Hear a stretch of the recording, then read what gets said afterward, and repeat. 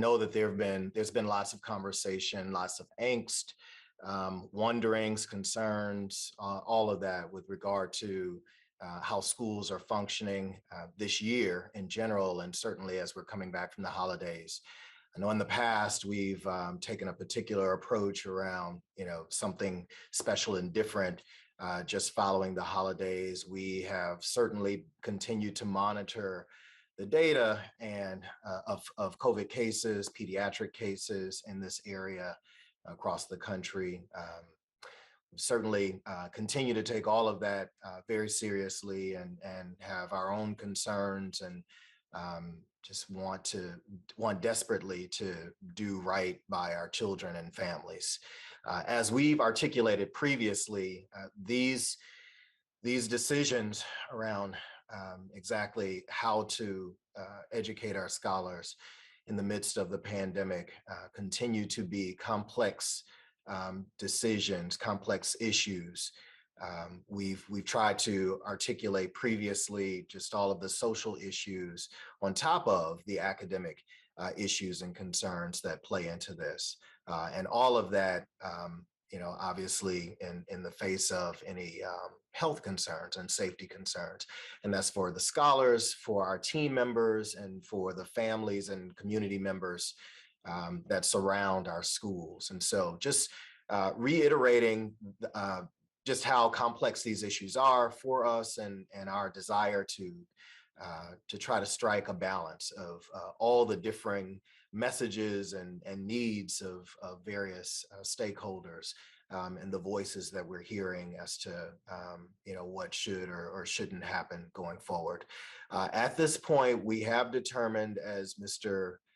Johnson has indicated previously, and as we've indicated on social media and even prior to our winter break, we will be, our plan is to continue with in-person instruction. Many of you know, and I'll just reiterate here, we do have a virtual option that we've been offering for our pre-K through sixth grade scholars. Those who are already enrolled in that virtual option, they are, we're happy to continue to offer that virtual option to them. As you might imagine, it takes tons of planning and effort to make that happen and to do it in a way that actually is meaningful and not just kind of a pacifier for scholars and families. And so, our team has lifted that option. We're prepared to continue that. We know that there were varying experiences, though, with regard to the virtual option, and some of our scholars and families even first semester, determined that it didn't really work for them. And so they pivoted back to in-person instruction. And so for those who are wanting to pivot back to in-person, in spite of the looming pandemic and surge in cases, we understand that, and we stand ready to support those families. So just wanted to name all of that. We again, we know that there's lots of commentary out there. We are continuing to monitor the CDC guidance.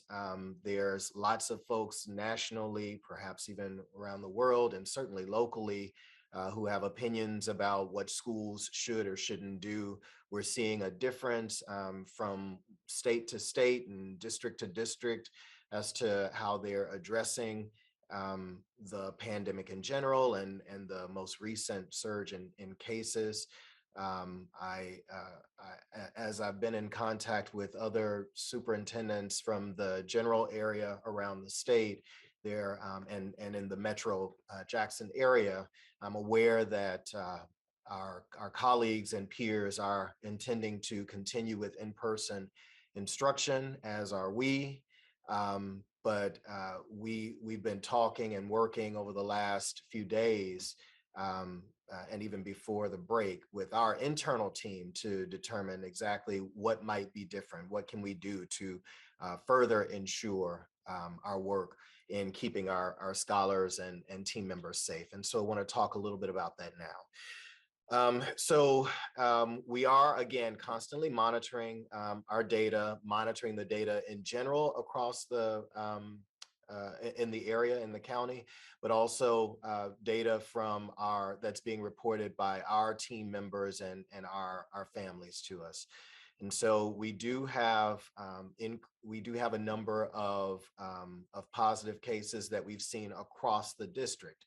Now, mind you, that's across 3,400, 3,500 staff members. And so we have to kind of take that into consideration, and the number of schools and the sizes of our teams at each of the schools. But we have identified a number of cases across the district. And so we don't want to bury that and don't want to hide that reality. At the same time, for the vast majority of our schools, there are a couple of schools that we're watching closely, and we're in communications with the school leadership as to the ability or viability of our running school in person, just given the number of staff members. And so I'll name that right now. As we continue to get a handle on exactly the number of teachers or administrative or classified team members within a school, and whether we'd be able to backfill any of the teaching staff from central office or substitutes or what have you, will be prepared likely today to signal to families if a pivot needs to happen at a particular school. But we are not, I'll repeat, we're not at this point pivoting from our district-wide in-person operations as we've planned. And so what can folks expect? I know there are questions and wonderings about that. First thing I'll name is that I think many of us have experienced a bit of COVID fatigue, of pandemic fatigue. And so you start to see where folks are a little less, or at least, over the last semester, we're a little less concerned about masking, and we're starting to wear masks inappropriately and that sort of thing, or perhaps where groups and distancing wasn't exactly what it was at the start of the school year or should have been. And so we're recommitting to some of those very basic strategies that we named from the beginning of the year. And so we will again require masking. We will again require that masking and facial coverings that they be worn appropriately over the nose and over the mouth, and unless folks are eating. We will again look at and redetermine and establish opportunities for us to distance. And that's within the classroom and amongst or between classrooms, and including restroom breaks and cafeteria and all that. School leaders are working with their teams to determine what cafeteria or meal times will look like. If they will continue to offer meals in the cafeteria or at a distance, or move some of the scholars back to classrooms to eat from there. Those conversations are happening with assistant superintendents and with individual school leaders. And of course, all of that's based on just kind of the size of schools and the layout of the school buildings and facilities and that.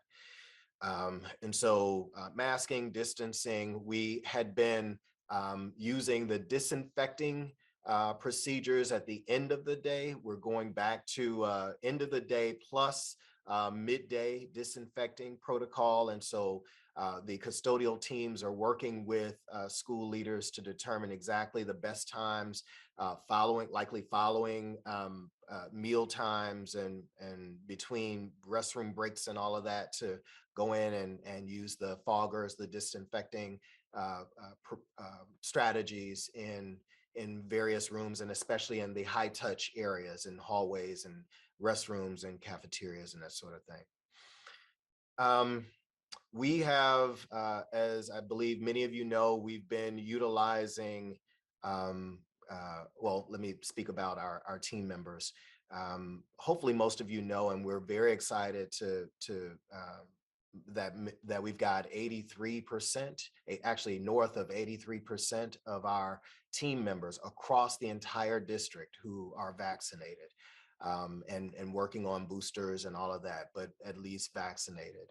And we're very proud of that and excited by that. And we believe that certainly puts us in a stronger stance with warding off the effects of the pandemic of COVID-19. And so we are continuing to work with team members, those who might want to be vaccinated, and offering vaccination drives and that sort of thing for adults, but as well for our scholars.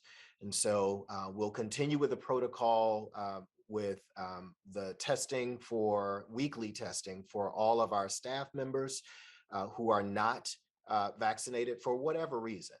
For whatever their reason, if they're not vaccinated, we are now required by board-approved policy that those individuals be tested on a weekly basis, and we're continuing to stand that up. We've been communicating, many of our families or team members and those who get our calls and things, over the holidays, we've been communicating out the opportunities for folks to be tested on our dime. We just want to make that as convenient as possible.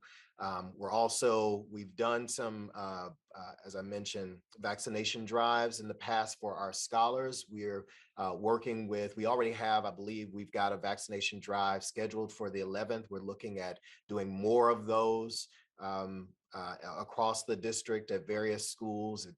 Our hunch is that the more convenient they are, the more families will avail themselves to those vaccinations. And so that's work that our team is doing with our various partners, and shout out to our partners who've been working with us on vaccinations, on testing, and all of that. So that's happening. In addition, we have been testing our those who are in athletics, those who are participating in athletic programs. They've been undergoing regular testing. We'll continue with that, but we'll also be utilizing and looking for testing protocols across the district. And so while we don't yet have the actual plan on that, we do have the facilities and the resources through our partners to periodically and do random testing of our scholars. And we've got several of our scholars where families have already signed the waivers for them to be tested. And so we just want to utilize those resources to, again, just to identify any trouble or hot spots, any pain points that we might have. We also clear that the more we test, likely the more we'll find. And we're not afraid of that. And I want to name that publicly. We know that, as you test more, you'll likely find those who are asymptomatic and feeling fine and going about their lives. The reality is, though, we need to know even about those individuals, because although they may be feeling fine, if they pass it on to someone else, that next person might not fare so well and have some stronger or worse symptoms. And so we do want to increase our testing. And so we'll have more information on that as we firm that up with testing of our scholars on a periodic basis, and likely on a random basis throughout the district. Not weekly. We're not looking to do anything like that. Unfortunately, just given our size, it would be very, very difficult for us to test our scholars during the day when they're with us. And so we'll look at some random testing protocols, and others have done this in other districts. And so we have some models to look at and model after. And I mentioned the testing of our athletes. Again, that's for unvaccinated athletes who would be tested weekly. We'll continue that. Again, we're continuing our sanitizing efforts, and that's of our buildings, of our high traffic areas, restrooms, cafeteria, or restrooms, hallways, and surfaces and classrooms and that sort of thing, but also on our buses. And we've been in conversation with our transportation team just to ensure that they have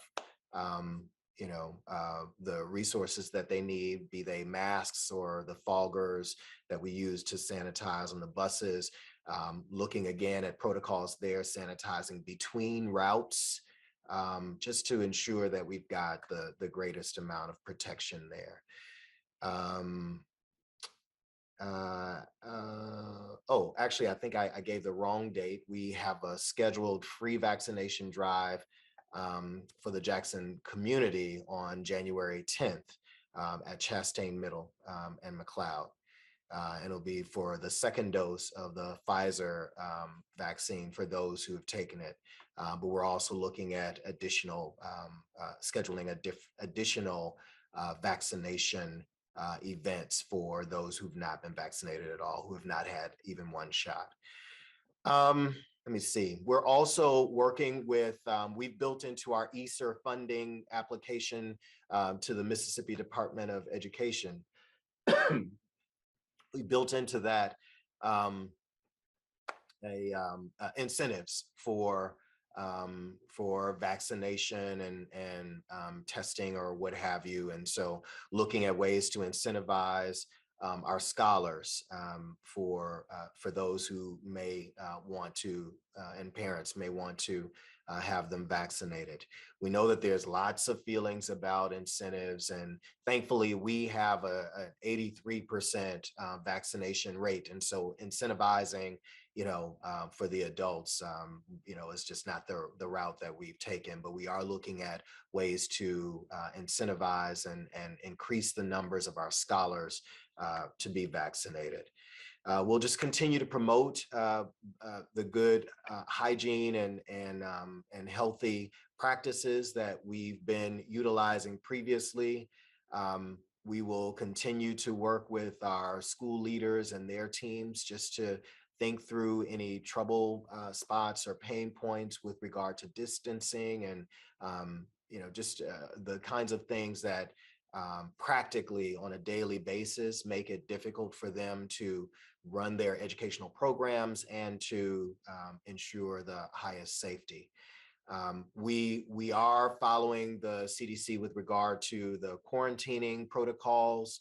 I had just this morning in the gym, had a conversation with a dad about opportunities for folks to test out of, those who have been in close contact but test negative, testing out of that. While that is not our current process or protocol, we are looking again at ways to ensure that we increase time that scholars have in school, but we don't want to shirk any responsibility or any of the guidance that we have from CDC with regard to the amount of time that individuals should be quarantining, isolated, if they're in close contact, and certainly those who test positive for COVID, holding tightly to those quarantining protocols that have been laid out by CDC. I'm probably missing some things, but those are some of the major pieces or kind of updates that we wanted to share. Again, we are coming back in person. That is our plan. Obviously, we're continuing to monitor. We can't run our schools without our very valuable staff members. So we'll continue to watch that data and work with our teams just to ensure that we've got adequate staffing to run our educational programs. We're hearing again, and I'll end with this, we're hearing from parents and from community members, again, across the spectrum as to what they'd like to see and what they believe we ought to do. And I recognize that, I acknowledge that from the very beginning, folks have had differing beliefs about what should happen, what we should do, whether we should be open or not, virtual or not. et cetera, et cetera. And we take all of that very seriously. At the end of the day, we've got to balance the guidance from CDC, our charge to educate children, and the complex and varied needs of members of our community as it pertains to school. So I'll end there and turn it back to you, Mr. Johnson, for next steps. Thank you, Dr. Greene. I may have overlooked it, but we need to mention the 50% capacity at athletic events, the reduction. Could you speak a little bit about that before we move forward? Yes, sir. I apologize for that. And you prepped me for that, and I totally missed it. We are continuing to provide again, the testing for our scholars, who are scholar athletes, those who are unvaccinated, and obviously encouraging any of those who are not vaccinated to be vaccinated should they be open to that. Um, and because of the numbers of patrons and those who support our athletic activities, our indoor athletic activities, we have determined that just given the surge that we want to reduce the numbers of individuals in the indoor facilities. And so we will be moving to a 50% capacity, and very we'll be holding to that. I know that this is, not what folks like to hear. We're working desperately to continue to offer these athletic opportunities for our scholars. We heard very, very clearly and with very strong passionate pleas from individuals around the need to maintain our athletic programs, and we agree with that. We want to do that, and this is one of the ways that we can do it, by reducing the numbers of individuals in participating in our indoor athletic events. And so we will keep those audiences, those onlookers, to 50%. We'll use our ticketing process to help us to establish that. Those numbers will likely be different from one gymnasium to the next, just based on the seating in that gymnasium or in that space. And so we just ask for everyone's patience and understanding as we do this. But we're pretty convicted that this is one of the ways that we can help to have the athletic programs running and to increase our safety while doing so.